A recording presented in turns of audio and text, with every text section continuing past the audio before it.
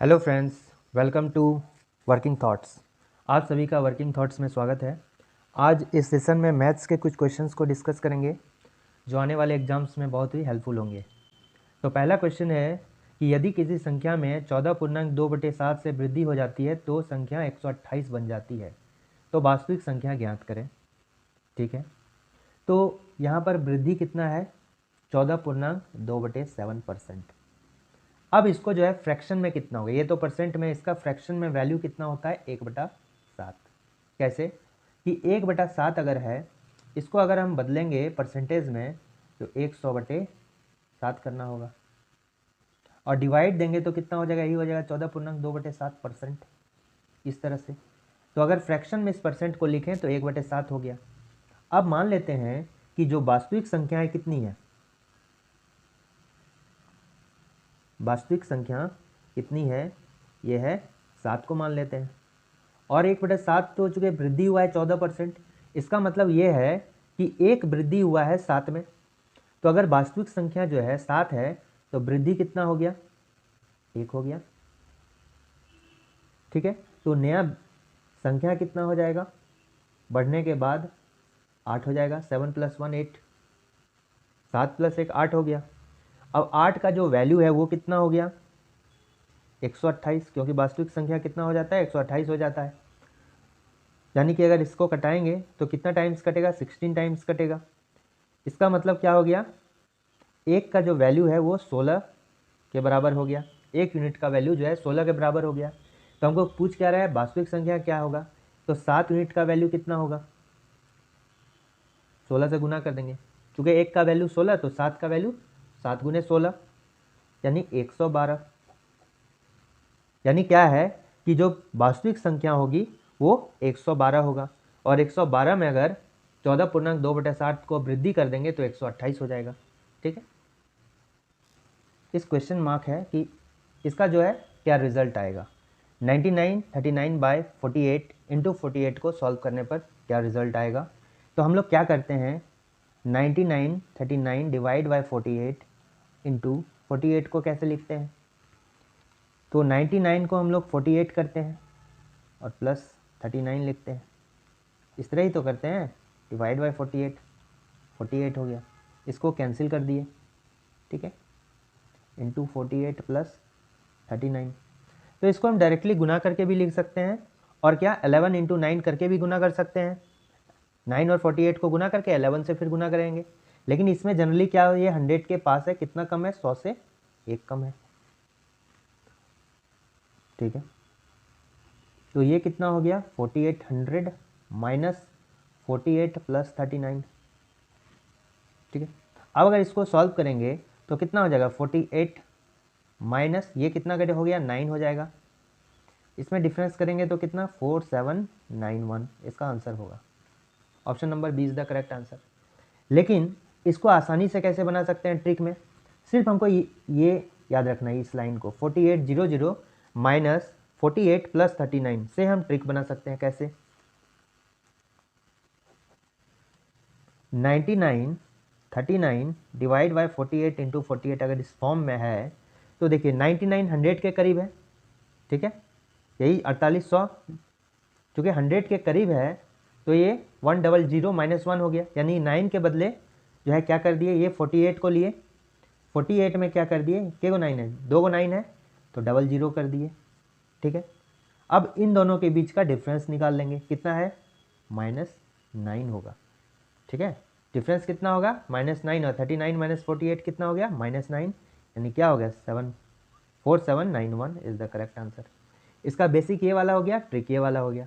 99 है तो 2 को 0 लिखे, अगर 999 रहता तो 1000 के करीब होता, यानी 3 0 है तो यहाँ पर जो संख्या है उसमें 3 0 माइनस कर देते और फिर वैसा करते।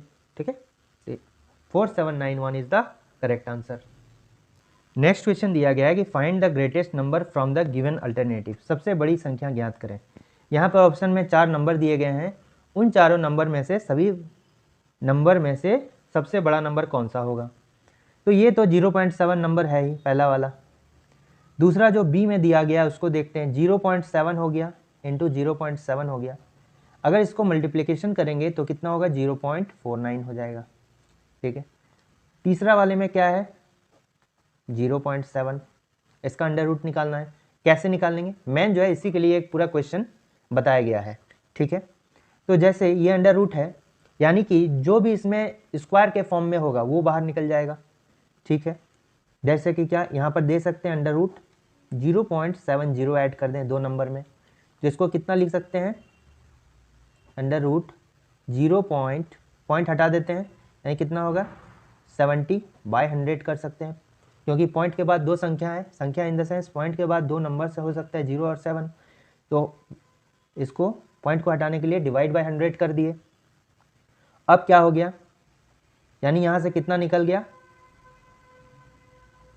70 आ गया अंदर में, और डिवाइड बाय 10 हो गया बाहर में।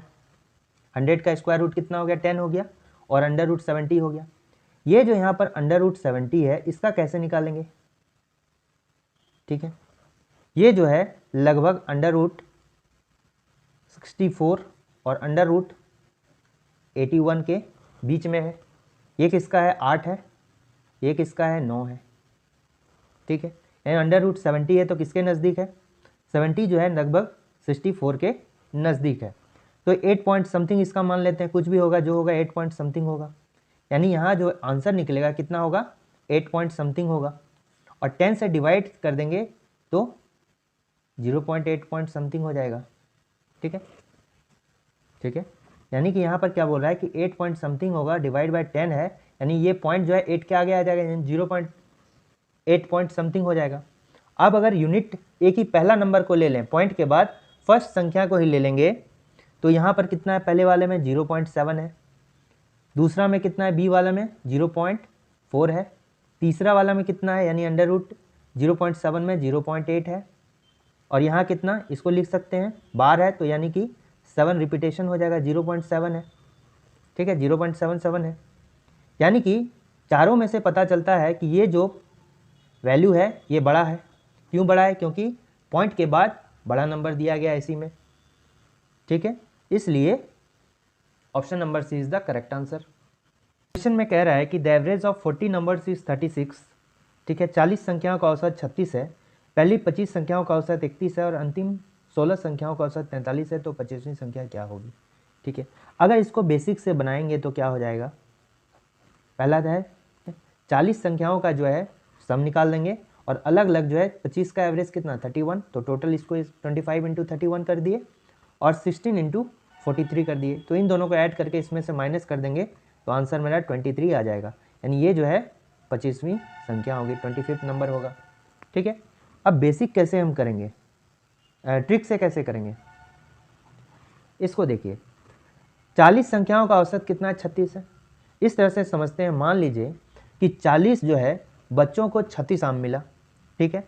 औसत में, औसत मतलब क्या हो गया कि सभी 40 बच्चों को 36 36 36 36 करके 40 को आम मिला, ठीक है। पहली 25 संख्याओं का ये एक साथ अगर 40 बच्चों को आम बांटे तब 36 36 36 36 करके दिया। अब अगर अलग अलग को बांटें तो कैसे होगा, पहले 25 जो बच्चा है उसको आम 31 31 करके दिया गया, यानी कि क्या हो गया कि 25 बच्चों को जो 31 आम दिया गया वो कितना कम दिया गया, 31 आम था, ठीक है। जब एक साथ आम दे रहे थे तो कितना 36 36 दिया गया, अब कितना हो गया यहाँ -5 करके दिया गया, यानी कि एक बच्चा में अगर -5 दिया गया तो 25वां बच्चा में कितना दे दिया गया -125, ठीक है -125। उसी तरह इसके साथ लेते हैं कि 16 बच्चों को अगर 43 आम करके दिया गया, अगर अलग अलग दिए तो, और 40 बच्चों को एक साथ जब आम दे रहे थे तो उसमें 36 दे रहे थे। अब अगर अलग अलग करके दे रहे हैं, पहले 25 बच्चा को दिया गया फिर 16 बच्चा को दिया गया, तो इस कंडीशन में जब 16 बच्चा को आम दिया गया तो कितना 43 करके दिया गया, यानी इस कंडीशन मतलब क्या हो गया कि 36 में कितना अधिक हो गया, कितना अधिक हो गया कि लास्ट 16 बच्चा को 43 आम दिया गया, तो 36 के कंपेरिजन में कितना दिया गया 7 आम एक्स्ट्रा हो गया, यानी कि टोटल जो है 16 बच्चों को टोटल में कितना आम दे दिया गया प्लस 112 आम दे दिया गया, यानी कि 25 और 16 को एक साथ कंपेयर करेंगे तो 125 प्लस 112 यानी कितना हो गया -13। 13 आम जो है इसके कंपैरिजन में कम दिया गया, ठीक है। यानी कि एक बात अब याद रखना है कि 40 बच्चों को अगर 36 आम दिया गया, यानी 36 36 36, पहला को भी 36, दूसरा को भी 36, और इस तरह के 40 बच्चों को 36 आम दिया गया, यानी कि जो 25वां बच्चा होगा उसको भी 36 आम दिया गया होगा।